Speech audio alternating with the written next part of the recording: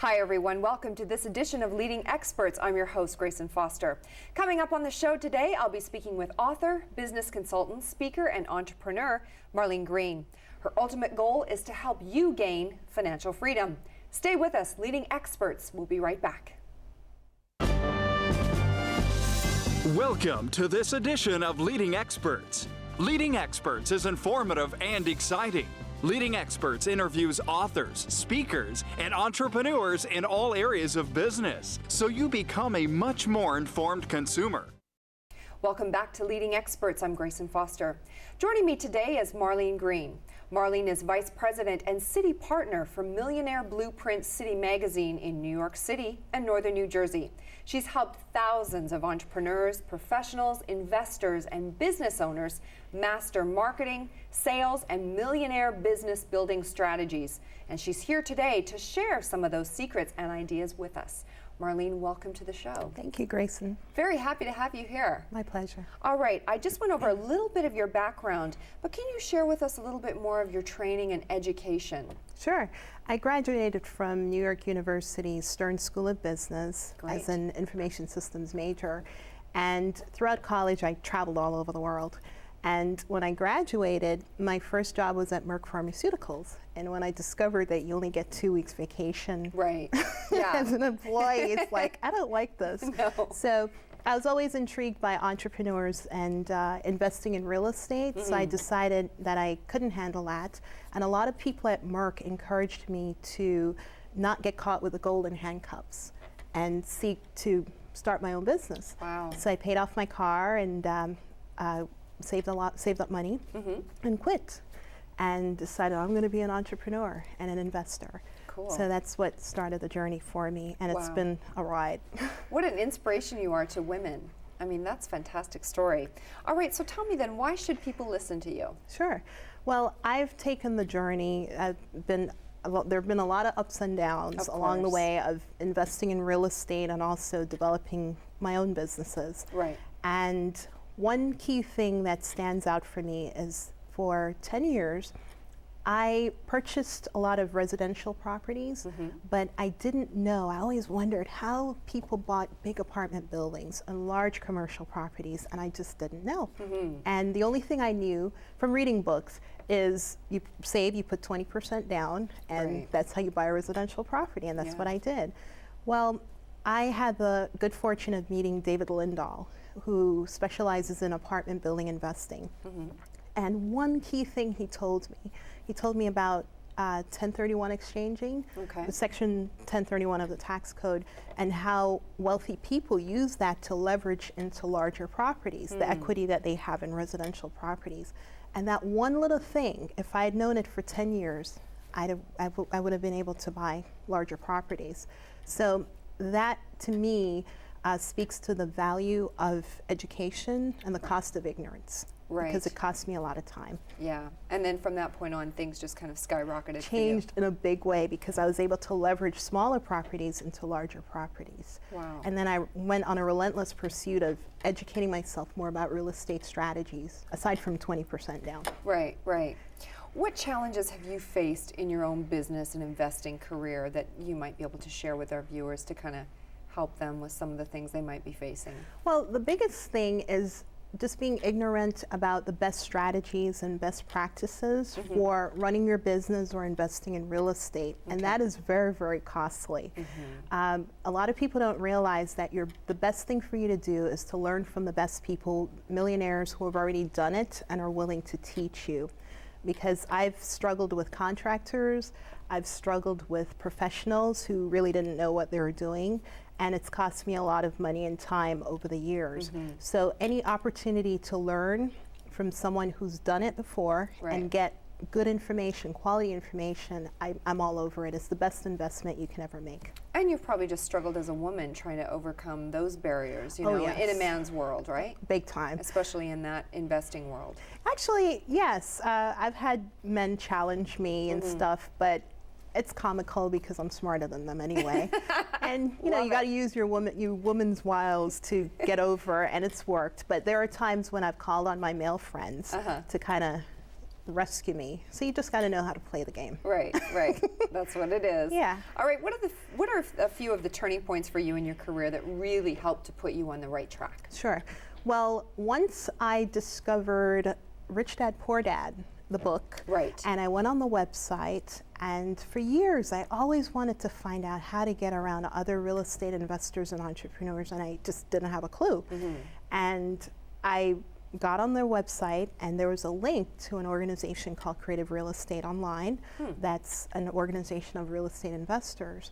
And I went to I signed up for their event immediately, and that opened up a whole world for me, where there are all these really cool real estate investors from all different backgrounds who are willing to share. And that was a huge turning point for me, because I was able to then meet a lot of gurus and millionaires who are willing to teach. Really? And that in turn took me into the Kennedy world, Glazer-Kennedy Inner Circle, and meeting Dan Kennedy, Right. and learning about how to become a millionaire maker, how to become a business builder. So it's been quite a journey through real estate and then into just general business building. Do you think even in today's economy, let me just kind of throw this at you, Sure. that real estate is still a great investment? Absolutely. Yeah.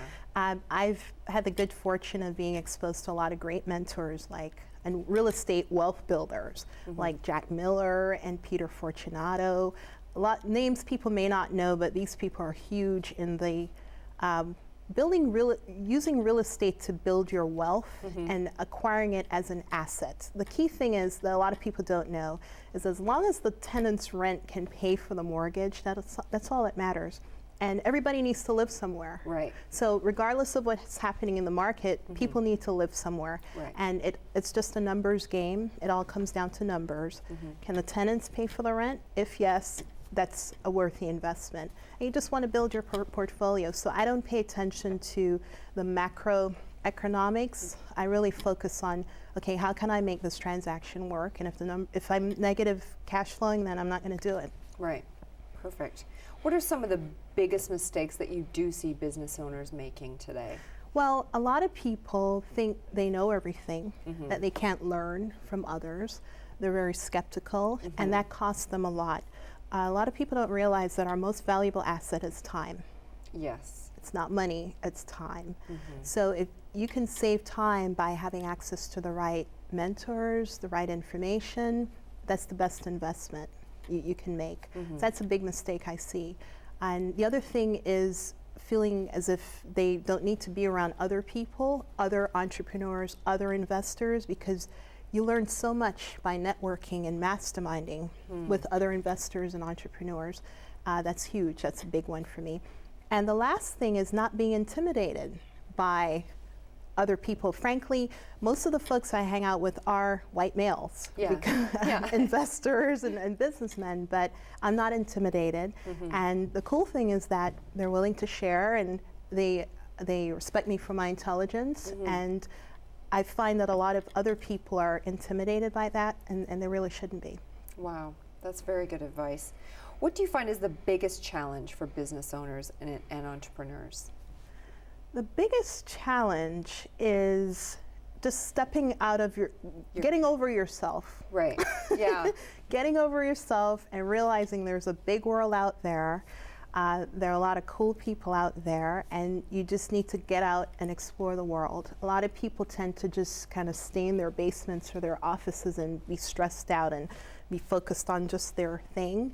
You need to get out, see the world, be inspired, share with people, come from a mindset of abundance, not scarcity. Right. That's huge.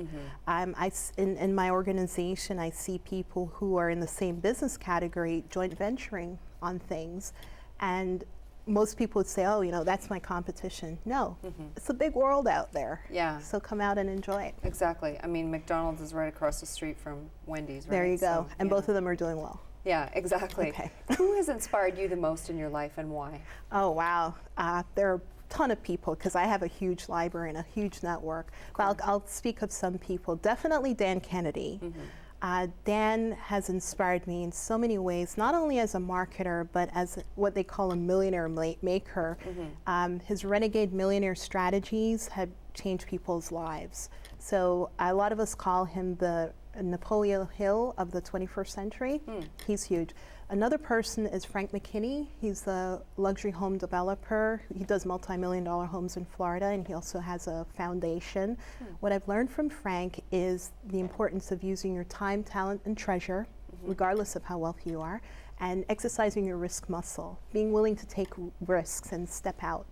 That's huge. Another person is Oprah Winfrey, for being persistent and having confidence and exuding confidence despite the detractors and the critics, and just keep going for it. Right. And the last person I'd say is Jack Miller. I learned from him the importance of acquiring assets that will work for you, working assets. And those assets could be real estate, or it could just be members or customers within your business that you have for a long time. All right, coming up, I'll continue my discussion with Marlene Green, graduate of New York University's Stern School of Business and real estate entrepreneur. She spent the last 10 years as an independent corporate and legal technology consultant for Fortune 100 companies and some of the top law firms in the country. She'll continue to share her business expertise with us. Leading Experts will be right back.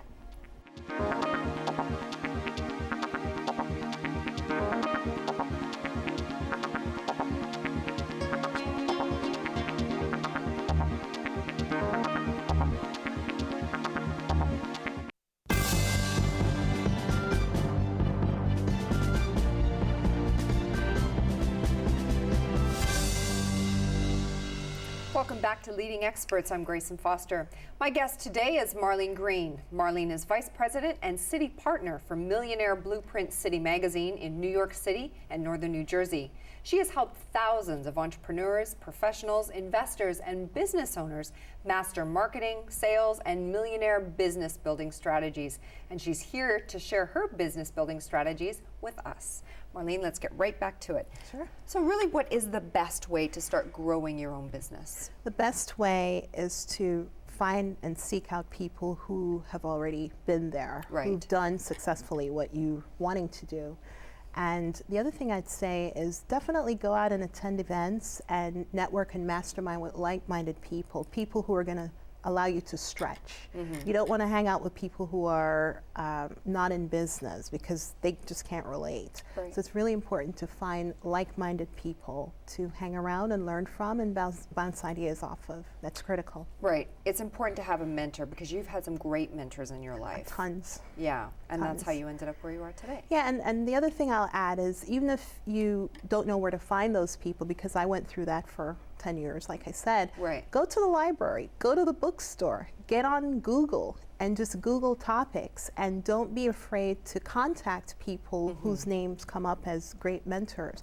Most wealthy and successful people don't have a lot of people reaching out to them, especially in real estate and in business. So don't be afraid to contact them via email or sending them a letter or inviting them out to lunch, and just talk to them. And pay for it if you have to. Right. It's worth it. Because you're making an investment in yourself. Exactly. It's not the cost. You got to look at the return on investment you're going to get just from getting one nugget of information.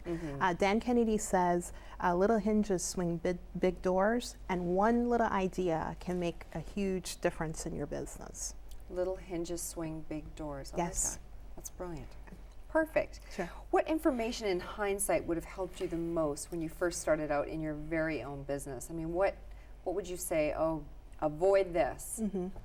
Well, I would say do this, and that is have a mastermind group of people of integrity who are smart and sharp, who have stuff to share in marketing, business, management, finance. Get a mastermind group together and share ideas with each other. Attend as many educational events as you can, and then come back home and implement what you've learned. That's huge. Right. And just get access to tools and resources. Don't try to figure it all on your own. There's nothing new under the sun. What would you say to someone, though, who's sitting out there and might be struggling financially and might not want to spend the money to go to a mastermind course, or say, oh, gee, I really can't spend that $1,500 or $2,000 to take a course? I mean, what would you say to that person? Well, there's this place called the library Yeah. and the bookstore. You may have heard of that. Yeah, library is free.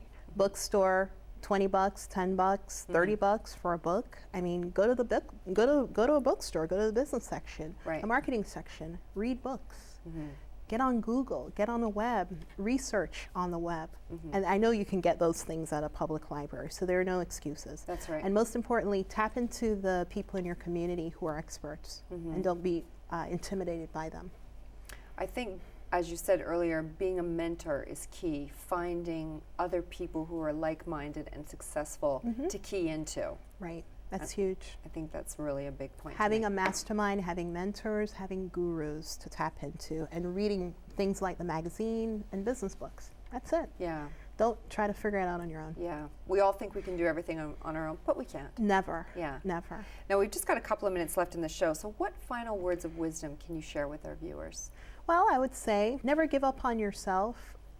Just keep being persistent and have confidence in yourself. And just know that you're not alone.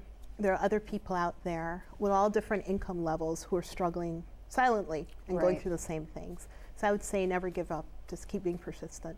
Would you say that the number one stumbling block, too, is also just fear in general? Yes. Yeah. Yes. People are fearful and they don't want to take risks. And that's why they should check out Frank McKinney, because he talks about exercising your risk muscle. His name is Frank McKinney, and just Google him. Okay. You got to take risks. You got to have confidence in yourself, because we only have one life to live, and time is our most valuable asset. Right. So just don't give up. Just step out there.